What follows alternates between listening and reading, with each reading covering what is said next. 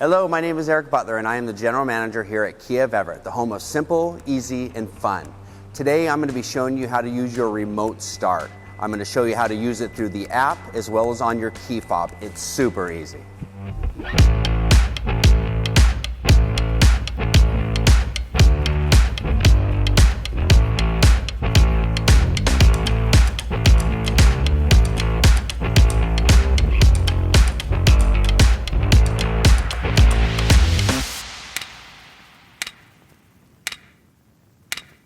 All right, so let's go through the first way.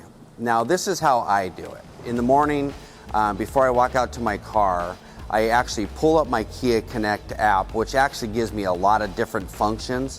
And what I can actually do is I can actually start my engine from there. Not only that, I can set the climate, so that when I walk out to it, it's at 80 degrees. My defrost is on, my seat heaters are on, my steering wheel heaters are on. Obviously, that's during the winter time.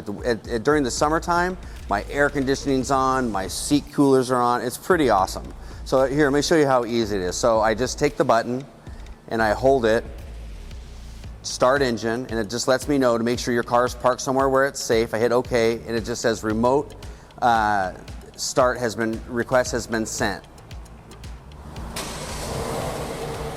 There it goes. Okay, so if you want to remote start your Kia with your key fob, it's super easy. Let me show you how to do it. Like my key fob, I just make sure that the car is locked because it won't remote start if the car isn't locked. I flip it over and there's a button on the back that just says hold. I hold that button, lock it, hold the button. Voila.